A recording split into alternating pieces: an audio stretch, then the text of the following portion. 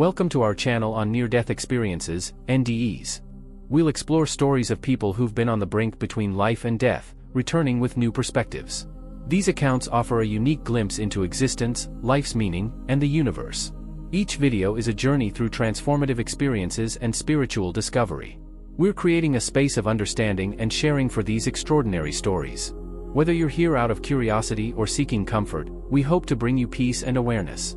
Join us on this journey of spiritual exploration. Every moment is an opportunity to grow and love. Thank you for being here with us. This is a detailed near-death experience, NDE, of a woman who had never shared it before, except with her son. The details remained consistent over the months she narrated it. About 1 in 4 NDEs is this detailed, and the events described are quite typical for this kind of in-depth account. When she was a young single woman in London, she was admitted to Memorial Hospital for serious complications after a failed attempt at an illegal abortion of the unborn child, conceived from an unwanted relationship. Despite her Catholic upbringing, she had tried to manage the pregnancy secretly on her own. After losing a lot of blood and feeling very cold, she called an ambulance. As soon as she arrived in the emergency room, she remembered the staff rushing in with medical equipment while she was bleeding from her navel down. Her condition was critical, and as the blood flowed out, she lost her will to live. She heard a pop, and suddenly the pain ceased. She felt calm for the first time after 3 months of unwanted pregnancy, the result of deception by a man who had lied to her about his intention to marry her. She could clearly see her body as doctors worked frantically to save her with transfusions and tubes. She thought she wanted to be left alone, ashamed of causing such panic because of her sin, considering herself unworthy of living. Yet, she was fully conscious, despite a nurse declaring her unconscious. She realized she was being drawn into a tunnel that had just appeared and was happy to move away from that tense scene, floating through the ceiling and a fan.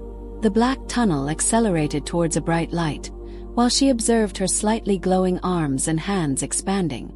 She sensed a loving and wise presence, perhaps that of her deceased grandfather, whom she neither saw nor heard, but whose comfort she perceived. She arrived in a place of radiant white light that seemed to embody the unconditional love of a mother, a joyful and warm presence that had first drawn her into the tunnel. She understood that this force full of noble emotions was God. Although no longer religious after Catholic school, she felt reverence in that divine presence with which she felt interconnected, becoming one with the light. She wondered if she would be punished for trying to kill her child, but immediately relived the highlights of her life in an accelerated circular film, understanding the emotions she had felt and caused during that time. She relived her mother's shame for her illegitimate birth, the exaltation of love, and the pain of betrayal she had suffered. She understood the insecurities and guilt of the man who had left her, as well as the consequences of each of her good or evil actions. She was telepathically asked if she wanted to stay or return to Earth School. Kneeling, she expressed her desire to stay. She was shown a bubble with a newborn growing into an adult. "Your son Michael." She felt relief knowing she hadn't destroyed him, but also fear of not being able to raise him alone. Then she saw herself with her future husband holding him at 2 years old, finally allowing herself to love him. Her justifications for the abortion seemed weak and selfish to her. She re-entered her body abruptly with a pop, feeling a burning pain and the nurse giving her a pain-relieving injection. It seemed that only a few minutes had passed, but her visit to the other world had lasted hours. While out of her body, she noticed a red label on the hidden side of a ceiling fan. After being taken to the recovery room, they told her the baby was safe, which she already knew.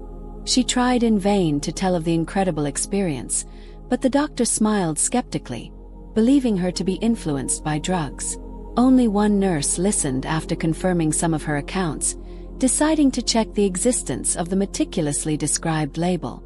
Her mother arrived with religious reinforcements for a confession, but the woman had already been forgiven, aware that the punishment came from the emotions of guilt and shame she had experienced. 5 months later, she gave birth to her son Michael, to whom she remained psychically connected with great love, considering him a gift from the afterlife. That experience profoundly changed her spiritually and edifyingly, remaining as alive and real as 34 years before. She returned to the Catholic Church, choosing a more open parish compared to her youth.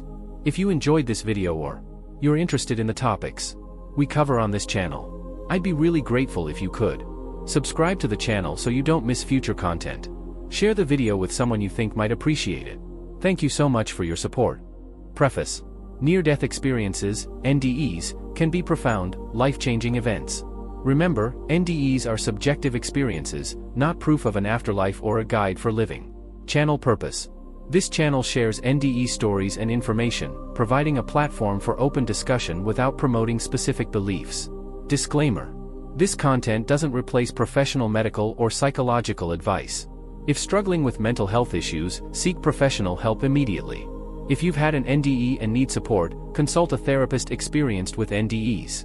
We don't promote suicide or self-harm.